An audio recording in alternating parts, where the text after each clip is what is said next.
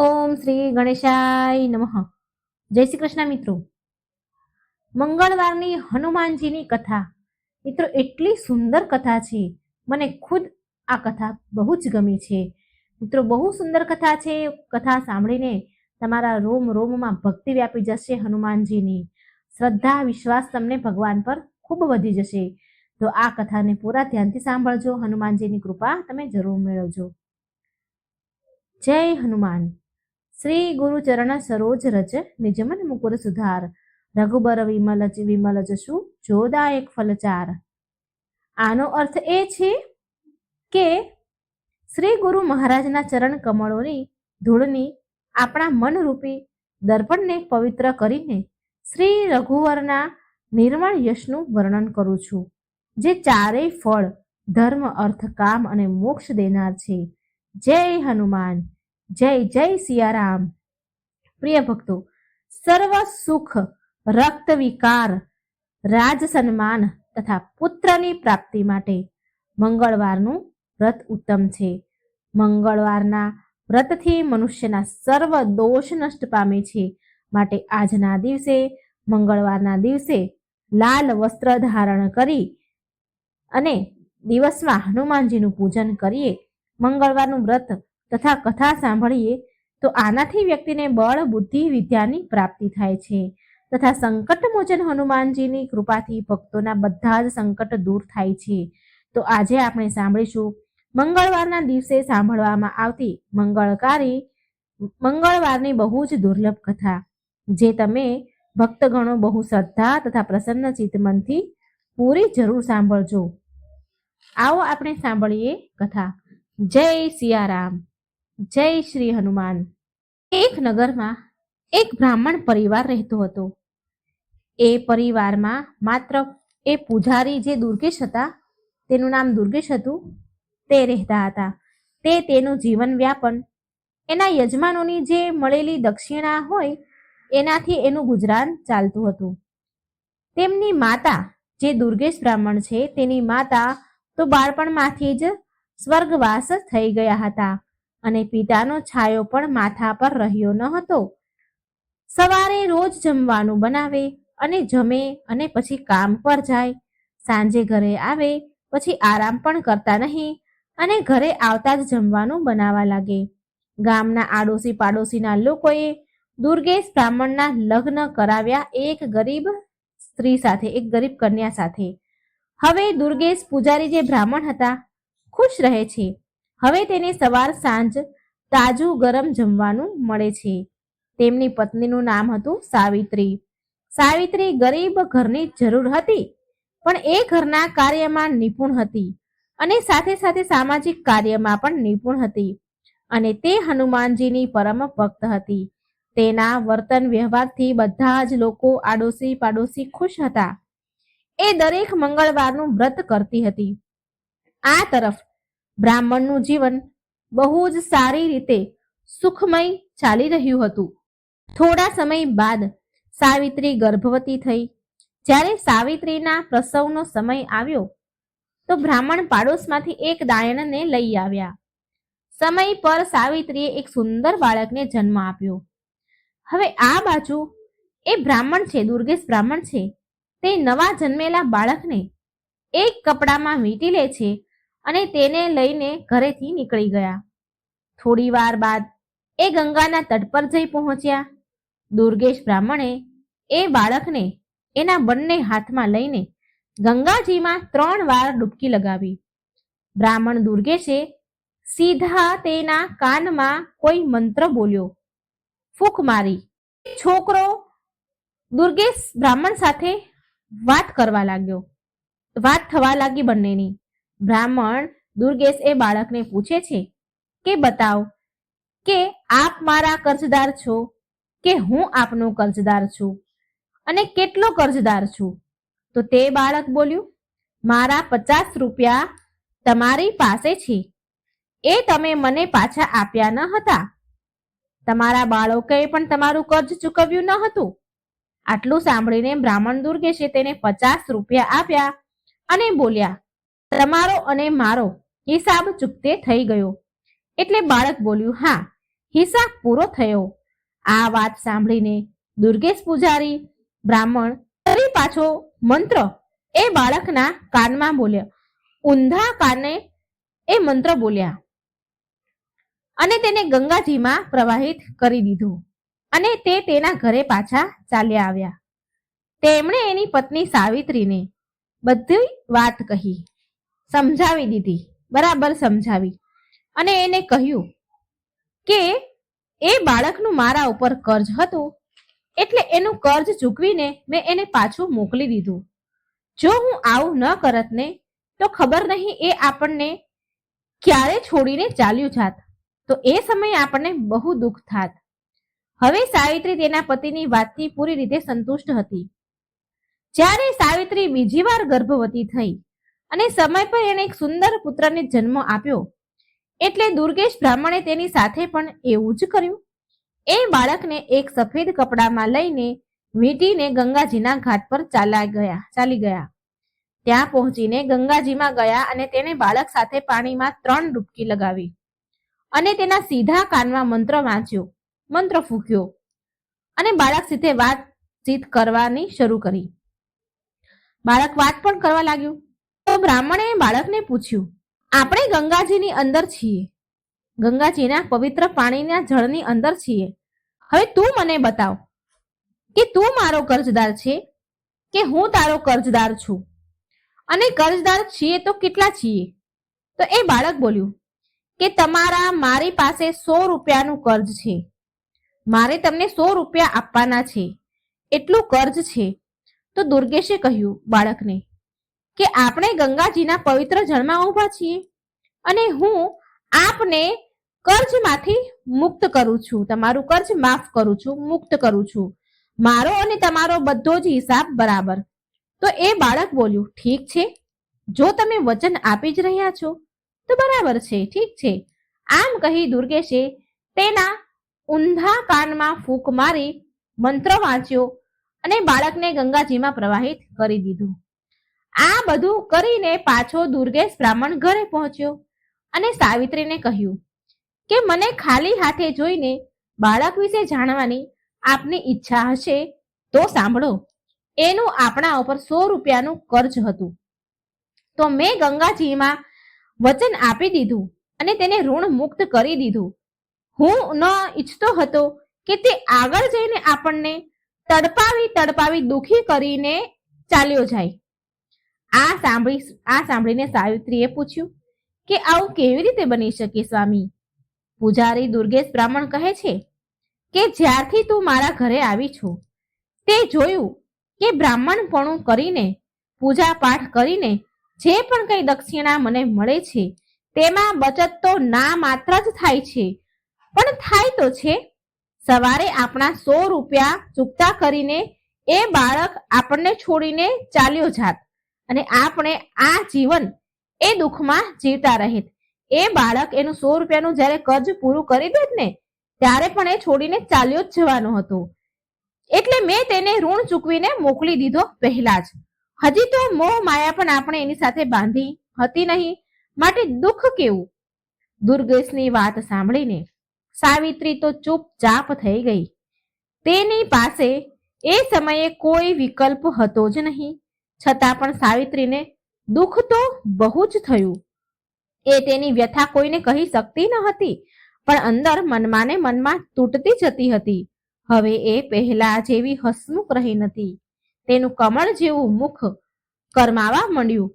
એકવાર એક ડોશીમાં જે તેના પાડોશમાં રહેતા હતા તેણે આનું કારણ જાણવાની ઈચ્છા કરી કે આ હમણાં મૂંઝાયેલી કેમ રહે છે, ચિંતામાં કેમ છે. એ ડોશીમાને શક ગયો એટલે એને પૂછવાનું એને મન થયું. એટલે સાવિત્રી એ ડોશીમાને બહુ માનતી હતી, એને માન સન્માન આપતી હતી. એ બંને વચ્ચે ઘણો પ્રેમ ભાવ હતો, પાડોશી હતા છતાં પણ. એટલે એ ડોશીમાએ આગ્રહ કરીને પૂછ્યું. તેના આગ્રહને સાવિત્રી ના ન કહી શકી અને તેની આપ વીતી જે ઘટના એની સાથે બની એ બધી જ ડોશીમાને કહેવા લાગી. ડોશીમા સાવિત્રીને કહે છે, જો સાવિત્રી, આપણા રાજા બહુ દયાળુ છે અને એ બધાનું જ સાંભળે છે. કાલે તું મારી સાથે આવજે અને રાજાને આપણે બધી વાત કહીશું. તું બધી જ વાત રાજાને કહી દેજે. સાવિત્રી બોલી, ઠીક છે માજી. બીજા દિવસે જેવો દુર્ગેશ બ્રાહ્મણ કામ પર જાય છે તો પાડોશન ડોસી આવી ગઈ સાવિત્રી પાસે અને બોલી, ચાલ સાવિત્રી. સાવિત્રી તો તૈયાર બેઠી જ હતી. એ રાજાની પાસે દરબારમાં ગઈ અને ત્યાં પહોંચ્યા પછી રાજાએ તેની બધી વાત ધ્યાનથી સાંભળી. વાત સાંભળીને રાજાએ ડોસીને કહ્યું કે હવે આ જવાબદારી ડોસીમાં તમારા ઉપર છે. માજી, આગળ જ્યારે આ સાવિત્રીને બાળક થવાનું હોય ત્યારે તમે મને સમાચાર આપજો. અને સાવિત્રીને પણ કહ્યું કે તું પણ ભૂલી ન જતી અને ડોસીમાને યાદ કરાવીને મારી પાસે મોકલી દેજે. આમ આશા ભર્યા બંને ઘરે આવી ગયા, ડોસીમા અને સાવિત્રી. સાવિત્રી અને પાડોશન ડોસીને રાજા પાસેથી આશ્વાસન મળ્યું અને પછી બંને નિશ્ચિત થઈ ગયા. ડોસી તો પૂરી રીતે અસ્વસ્થ હતી, પણ સાવિત્રીએ તેના મૃત્યુ પામેલ બંને સંતાનો વિશે વિચારીને જ બધું યાદ કરી રહી હતી. જન્મ આપેલ બાળકનું મુખ પણ તેણે સરખી રીતે જોયું ન હતું અને તેના પતિ દુર્ગેશે તો તેને કોઈ દુઃખ જ ન હતું. એ જે કંઈ કરી રહ્યા હતા એ એના ભવિષ્ય વિશે વિચારીને કરી રહ્યા હતા. દુર્ગેશ તેના અસીમ પ્રેમ અને સ્નેહથી સાવિત્રીને મહાન દુઃખથી એને બહાર કાઢી દીધી હતી, ઉગારી લીધી હતી. હવે બંનેમાં ફરી પરસ્પર પ્રેમની ધારા વહેવા લાગી અને સાવિત્રી ફરીથી હનુમાનજીની પૂજા અર્ચના કરવા લાગી. આનો પ્રતાપ એ થયો કે સાવિત્રીએ ત્રીજી વાર ગર્ભધારણ કર્યું. સાવિત્રીએ તેના પાડોશ ડોસીના માધ્યમથી રાજાને આ સમાચાર મોકલાવી દીધા. રાજાએ તેમને સમજાવી દીધું કે ચિંતા ન કરે, જ્યારે પ્રસવ થવાનો હોય ત્યારે મને સૂચના આપી દેજો, હું બધું જ મારી રીતે સંભાળી લઈશ. સાવિત્રી તો ઘણી ખુશ થઈ અને ખુશ થવાની સાથે સાથે સાવિત્રી દુઃખી પણ હતી, જૂની યાદો યાદ કરીને હેરાન પણ હતી. એ હરેક સમયે તેના ત્રીજા સંતાનની ચિંતામાં ડૂબી રહી રહેતી. સમયે સમયે પેલા પાડોશીના ડોશીમાં આવીને સાવિત્રીને સમજાવતા. આવી રીતે ધીરે ધીરે ગર્ભા અવસ્થા પૂરી થઈ અને પ્રસવનો સમય આવી ગયો. સાવિત્રીએ દુર્ગેશને કહ્યું કે તમે પાડોશીમાં રહેતા પેલા ડોશીમાને મારી પાસે છોડીને દાયણને બોલાવો. દુર્ગેશ પૂજારી પાડોશમાં રહેતા આ ડોશીમાને તેની પત્ની પાસે મૂકી ગયા અને દાયણને બોલાવા જાય છે. સાવિત્રી ડોશીમાએ કહ્યું કે તમે રાજાને ખબર આપી દો. સાવિત્રીએ ડોશીમાને કહે છે કે તમે જલ્દીથી જલ્દી રાજાને ખબર આપી દો, મારો પ્રસ્તુતિનો સમય આવી ગયો છે, માટે જ મેં તમને પહેલા બોલાવી લીધા છે. જ્યાં સુધી દાયણ આવે એ પહેલા ત્યાં સુધી તો રાજા પણ વેશ બદલીને દુર્ગેશના ઘરની પાસે પહોંચી ગયા અને આમ તેમ આટા મારવા લાગ્યા, જેમ કોઈને શક ન પડે તેમ. થોડા સમય બાદ બાળકના રડવાનો અવાજ આવ્યો ત્યારે પૂજારી દુર્ગેશ અંદર ગયા અને એક સાફ નવા કપડામાં તેને લઈને ઘરેથી નીકળી ગયા. જ્યારે રાજાએ દુર્ગેશને બહાર નીકળતા જોયો તો રાજા પણ તેનાથી થોડું અંતર રાખીને ચાલવા લાગ્યા. દુર્ગેશને ખબર ન પડે એમ તેનાથી થોડા દૂર ચાલતા હતા. થોડા સમય બાદ દુર્ગેશ ગંગાના તટ પર પહોંચ્યો બાળકને લઈને અને એ ગંગાજીમાં અંદર પાણીમાં ગયો, જળમાં ગયો અને કમર સુધી પાણીમાં જઈને ઊભો રહી ગયો. પછી દુર્ગેશે એ બાળક સાથે 3 ડૂબકી લગાવી અને તેના સીધા કાનમાં કોઈ મંત્ર ફૂંક્યો. હવે બાળક વાત કરવા માટે સક્ષમ હતું એટલે દુર્ગેશે એને પૂછ્યું કે બતાવો, આપનો મારા પર કર્જ છે કે મારો તમારા ઉપર કર્જ છે, અને કર્જ છે તો કેટલો છે? એટલે એ બાળક બોલ્યું કે મારું તમારા ઉપર કર્જ છે, મેં તમારી પાસેથી પૈસા લીધા હતા અને એ ચૂકવવાના બાકી છે. મારા સંતાનોએ પણ આ પૈસા તમને ચૂકવ્યા ન હતા, એટલે મારું તમારા ઉપર 50,000નું કર્જ છે. દુર્ગેશે તેના મનની તસલ્લી માટે બાળકને ફરીવાર પૂછ્યું, જોઈ લે, આપણે ગંગાજીમાં ઊભા છીએ, સાચું સાચું બોલજે, નહીં તો ગંગાજીમાં ઊભા છીએ તો પાપ લાગશે. આ સાંભળી બાળક બોલ્યું કે હું સત્ય કહું છું કે મારી ઉપર તમારા 50,000 રૂપિયાનું કર્જ છે, મારે તમને ચૂકવવાના છે. પૂજારી દુર્ગેશે બાળકના ઊંધા કાનમાં મંત્ર ફૂંક્યો અને બાળક તેના અસલ રૂપમાં આવીને રડવા લાગ્યું. આ બધું જ રાજા દૂર ઊભા રહીને જોઈ રહ્યા હતા. હવે દુર્ગેશે બાળકને ગંગાજીમાં ડૂબકી લગાવવાનું શરૂ કરી દીધું અને પછી બહાર નીકળી ગયા. રાજા કઈ કરે તે પહેલા દુર્ગેશ બાળકને કપડામાં લપેટીને જળથી બહાર નીકળે છે અને કિનારા પર આવી ગયા. હવે પૂજારી તે બાળકને લઈને તેના ઘર તરફ જવા નીકળી જાય છે. રાજાના મનમાં હવે એ જાણવાની ઉત્સુકતા વધી રહી હતી કે અંતે આણે પહેલા બે બાળકને ગંગાજીમાં પ્રવાહિત કેમ કરી દીધા હશે. માટે રાજા તેના અસલ રૂપમાં આવીને દુર્ગેશને રોકી લે છે. રાજાને જોઈને દુર્ગેશે પ્રણામ કર્યા. રાજાએ દુર્ગેશને પૂછ્યું કે મને એ કહો કે તારે આગળ બે બાળક થયા, એ બાળકને તે ગંગાજીમાં કેમ પ્રવાહિત કરી દીધા? દુર્ગેશ બ્રાહ્મણ બોલ્યા, મહારાજ, તમે એ વાતને સારી રીતે જાણો છો કે એક બ્રાહ્મણને દક્ષિણામાં શું અને કેટલું મળે છે. કોઈ સવા શેર આપે છે, કોઈ થોડું ઘણું અનાજ આપે છે. તેનાથી પેટ પૂજા તો થઈ જાય છે, પૈસા બચાવવાની તો વાત દૂર રહી. માટે મેં મારી વિદ્યાથી એ બંને બાળકોને પૂછી લીધું હતું કે એનું મારા ઉપર કેટલું કર્જ છે કે મારું એના ઉપર શું કર્જ છે. તો એમાંથી પહેલા બાળકનું મારા ઉપર કર્જ હતું, બીજા બાળકને મારું કર્જ હતું, બીજા બાળક પર મારું કર્જ હતું. એ કર્જ એટલું હતું કે એ બંનેને મેં ચૂકવી દીધું. એકનું 50 રૂપિયા હતું, એકનું 100 રૂપિયા હતું. એ બંનેનું કર્જ ચૂકવાઈ ગયું અને પછી મેં એમને છોડી દીધા. એ બંનેનું કર્જ થોડું હતું એટલા માટે એ ગમે ત્યારે જો ચૂકવાઈ જાત તો એ છોડીને ચાલ્યા જ જવાના હતા. તો આવી રીતે અમને માયા લગાડી અધવચ્ચેથી મૂકીને ચાલ્યા જાય અને અમારી કમર તૂટી જાય. માટે એ બંનેનો હિસાબ મેં ચૂકતો કરી દીધો અને ત્યાં જ ગંગાજીમાં પ્રવાહિત કરી દીધા. રાજા બોલ્યા, તો પછી આને કેમ બચાવ્યું? દુર્ગેશ પૂજારી કહે છે, આ બાળકનું કર્જ 50,000 રૂપિયા કર્જ છે, એને મને ચૂકવવાના છે. એના ઉપર મારું 50,000 રૂપિયાનું કર્જ છે. અમને ચૂકવવા માટે એ અહીં જન્મ લઈને આવ્યો છે, એ કર્જ ચૂકવવા માટે. અને મને આશા છે કે આ અમારા અંતિમ સંસ્કાર એના હાથોથી જ કરશે. રાજા દુર્ગેશ પૂજારીની વાત સાંભળી આશ્ચર્યચકિત થઈ ગયા. સાથે એમને શાંતિ મળી. જેમ તેમ પણ સાવિત્રીને એનું બાળક તો મળી જશે, આમ રાજાએ મનમાં વિચાર્યું અને એને શાંતિ મળી. દુર્ગેશ બાળકને લઈને ઘરે પહોંચ્યા. આ જોઈ સાવિત્રી મનમાં ને મનમાં રાજાને ધન્યવાદ કરવા લાગી. દુર્ગેશે તે બાળક સાવિત્રીને આપતા કહ્યું, લે આ પુત્ર, આ આપણું પૂરું જીવન નીકાળી દેશે અને અંતિમ સંસ્કાર પણ કરશે જ.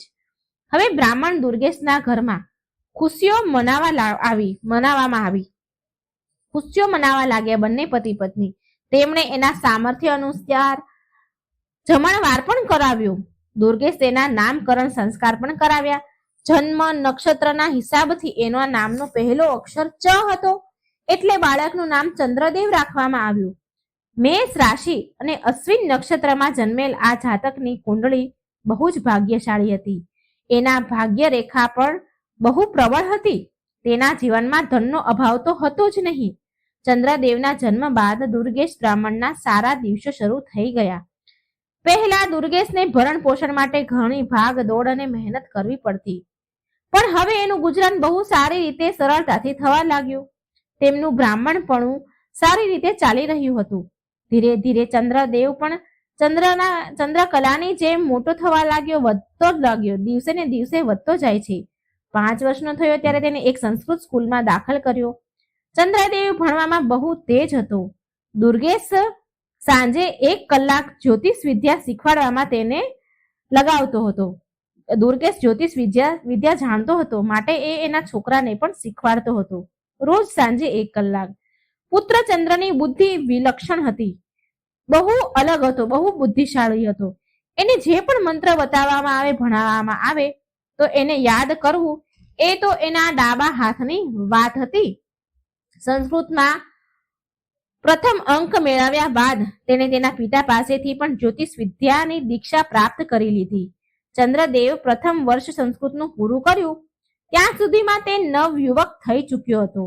14 વર્ષની ઉંમરમાં તે 18 વર્ષનો હોય એવો લાગતો હતો. બ્રાહ્મણ અને તેની પત્ની સાવિત્રી તેના પુત્રને આવી રીતે મોટો થતા જોઈને મનમાં ને મનમાં ભગવાનને બહુ ધન્યવાદ કરતા. સાવિત્રી એના પુત્રને નિહાળતી જુએ અને ભગવાનને ધન્યવાદ કરે, હનુમાનજીને ધન્યવાદ કરે અને રાજાનો પણ આભાર માનતી. એને એ ખબર ન હતી કે આમાં રાજાનું કોઈ યોગદાન નથી.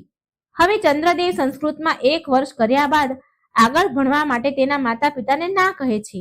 તેને માને કહ્યું, સાવિત્રીને કહે છે, માં, હું પણ પિતાજીની જેમ કામ કરવા માંગુ છું, પિતાજીના કામમાં મદદ કરીશ.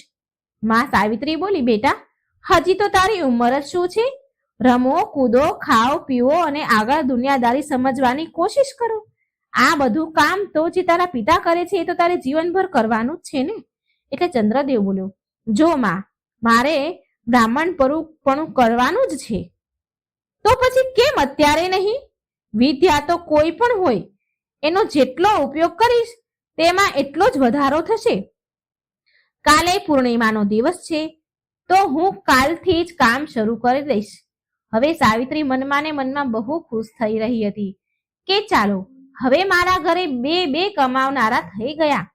થોડા પૈસા ભેગા કરીને અમે દીકરાના લગ્ન પણ કરી દઈશું અને મજાથી એની દુનિયાનો આનંદ માણીશું. મનમાં આવો વિચાર કરીને એ સૂઈ ગઈ કે ચાલો સવારે વહેલા ઉઠીને બંને માટે ખાવાનું બનાવી લઈશ. કાલે બંને પુત્ર પિતા કામ પર જશે. સાવિત્રીને તો હરખના મારે રાતભર ઊંઘ ન આવી.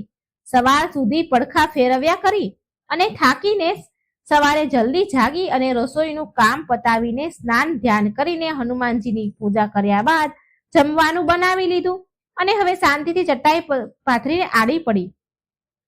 આખી રાત તે સૂઈ ન હતી, માટે તેને જલ્દી જેવી આડી પડી એવી જ એને ઊંઘ આવી ગઈ. સવારે દુર્ગેશ બ્રાહ્મણ જ્યારે ઉઠ્યા તો તેને જોયું કે સાવિત્રી સૂઈ રહી છે. તો એ કોઈ અનહોનીની ચિંતામાં ડૂબી ગયા. તેણે સાવિત્રીને જગાડીને પૂછ્યું, અરે ભાગ્યવાન, તબિયત તો ઠીક છે ને? તેના કપાળ પર એને હાથ અડાડીને જોયું તો સાવિત્રી બોલી, સ્વામી, મારી તબિયત તો બિલકુલ બરાબર છે.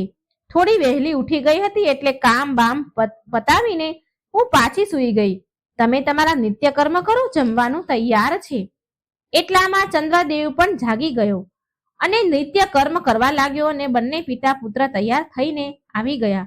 સાવિત્રીએ બંનેને આસન પાથરીને તેમને જમવાનું પીરસ્યું. બંનેએ ભોજન કર્યું અને બપોરનું જમવાનું સાથે જે ટિફિન કહીએ એ સાથે લીધું અને કામ પર નીકળી ગયા, પિતા અને પુત્ર બંને. ચંદ્રદેવનો પહેલો દિવસ હતો તો એને કોઈ પણ યજમાન એવો ન મળ્યો કે જેનાથી તે કઈ 2 પૈસા કમાઈ તે કાર્ય કરી શકે. ધીરે ધીરે સાંજ પડવા લાગી.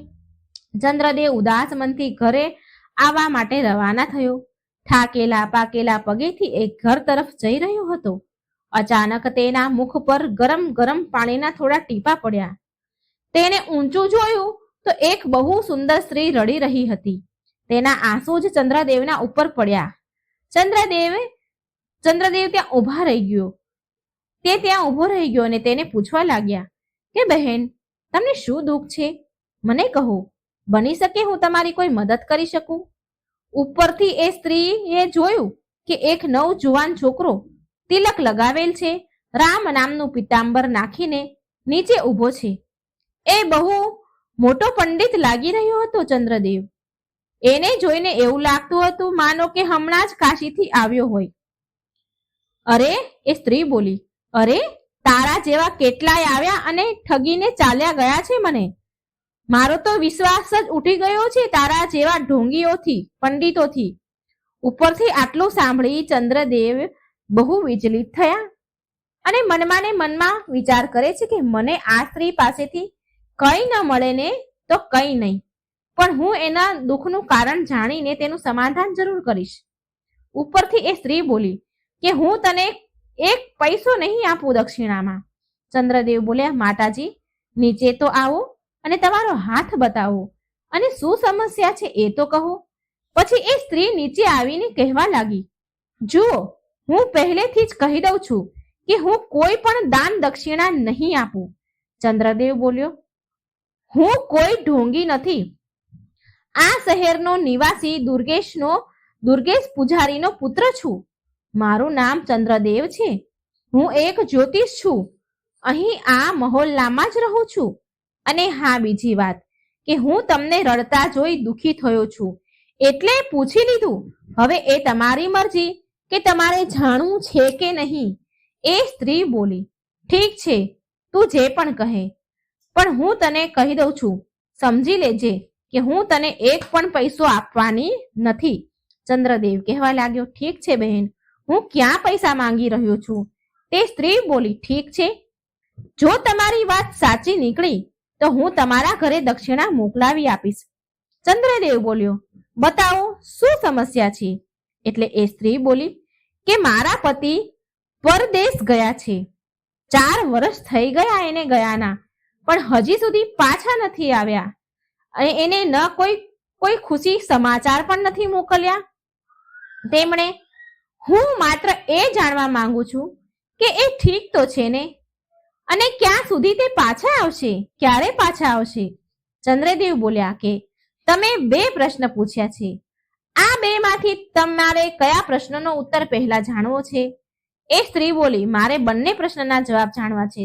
ચંદ્રદેવ બોલ્યા, બંનેના પ્રશ્નના જવાબ નહીં આપું. તો તે સ્ત્રી બોલી, કેમ?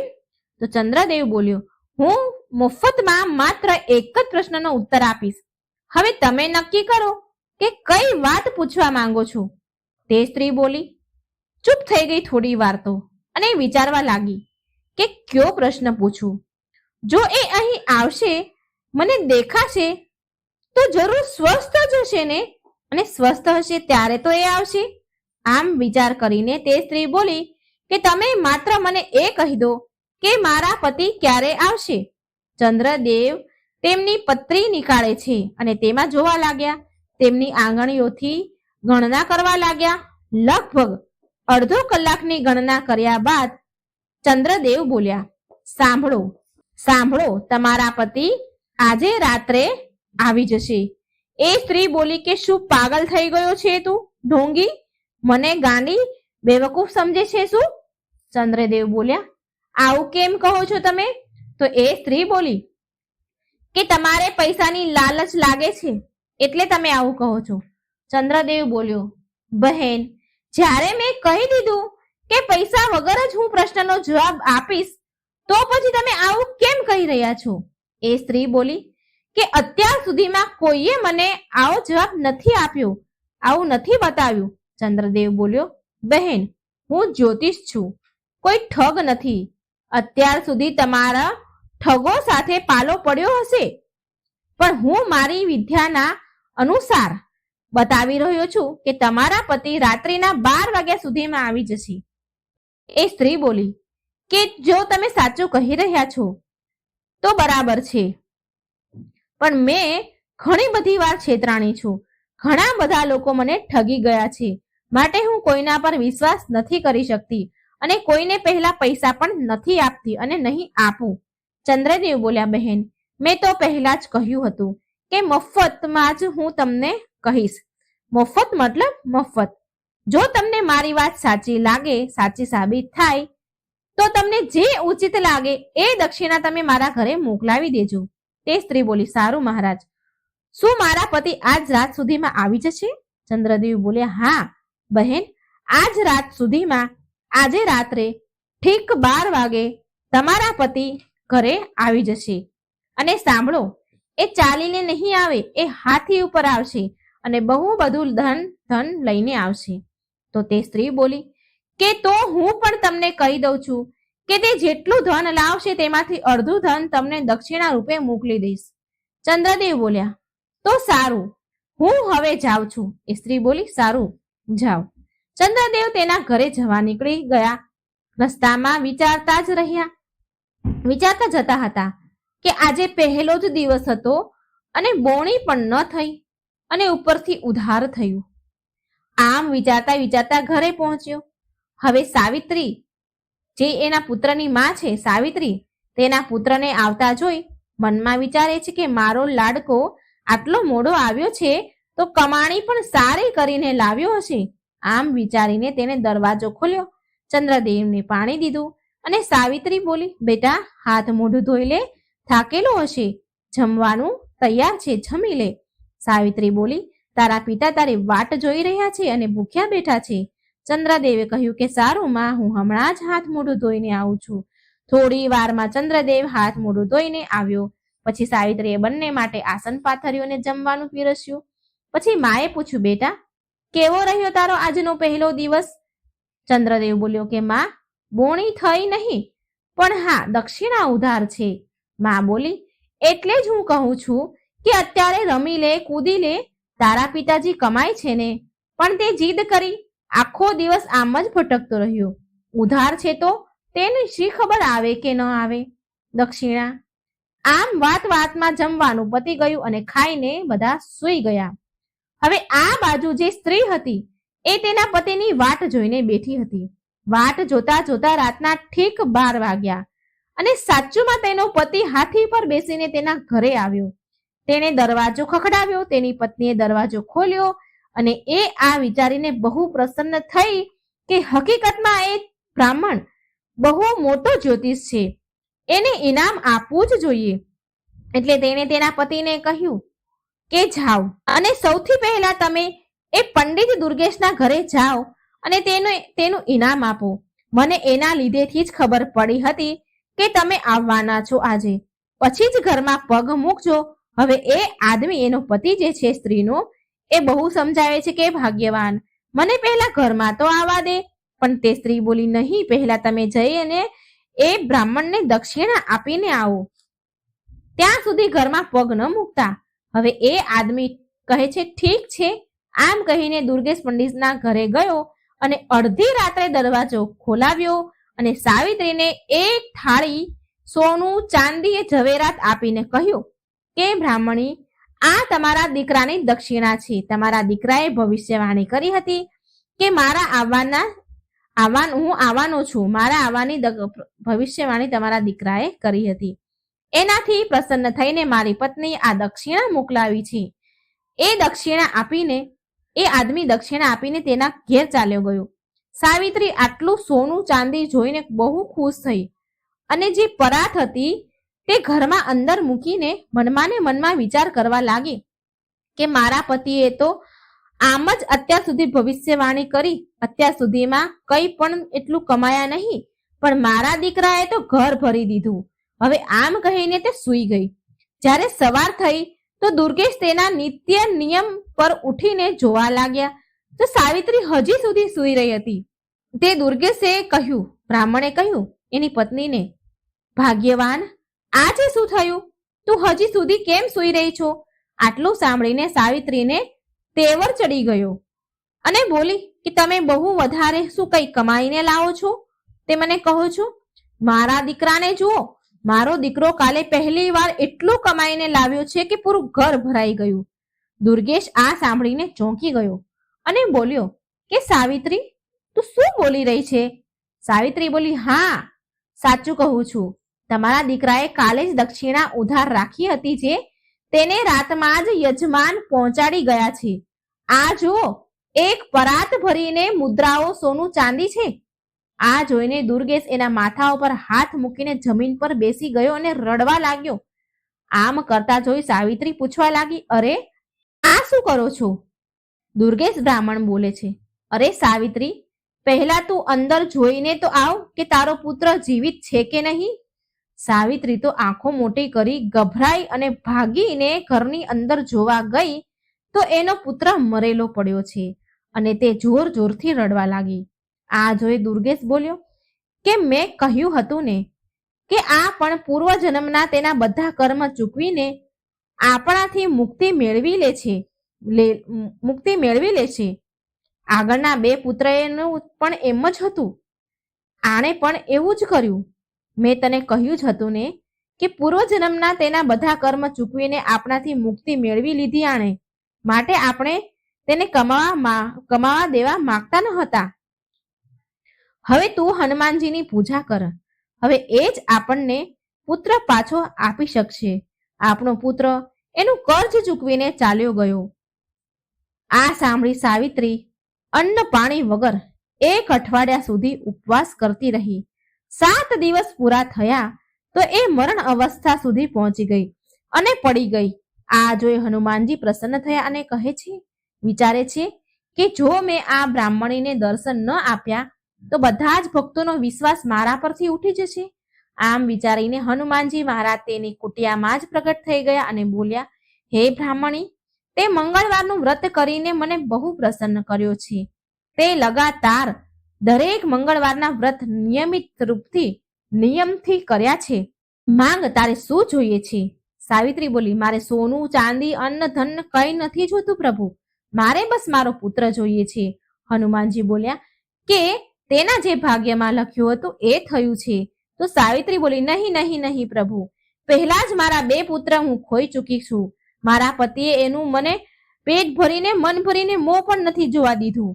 હું ઈચ્છું છું કે તમે મારા આ પુત્રને મને પાછો આપો.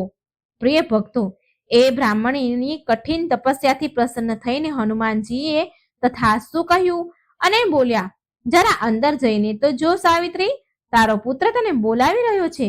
સાવિત્રીએ જેવો રૂમમાં પગ મૂક્યો, એનો પુત્ર હસતો રમતો એની માના ચરણોમાં પડી ગયો. અને આ રીતે સાવિત્રીના મંગળવારના વ્રતના પ્રતાપથી તેનો પુત્ર તેને પાછો મળ્યો. તો પ્રિય ભક્તો, મંગળવારનું વ્રત અષ્ટસિદ્ધિ 9 નિધિને દેનારું છે. માતા સીતાએ હનુમાનજીને આશીર્વાદ આપ્યા છે કે મંગળવારના દિવસે જો તારું વ્રત થશે, તમારી પૂજા સેવા થશે, તો તેને ધન, પુત્ર, આરોગ્ય બધા પ્રકારના સુખોથી પરિપૂર્ણ એનું જીવન રહેશે. આ દરેક પ્રકારના સંકટોથી તેને મુક્તિ મળશે. તો બોલો બજરંગબલીની જય. જય સિયારામ. જય જય સિયારામ. ઓમ નમઃ શિવાય. મિત્રો, જો મારી વાર્તાઓ તમને સારી લાગે તો લાઈક કરજો, શેર કરજો અને આ ચેનલને સબસ્ક્રાઈબ કરવાનું ભૂલશો નહીં. જય શ્રી કૃષ્ણ. રાધે રાધે. Thank you.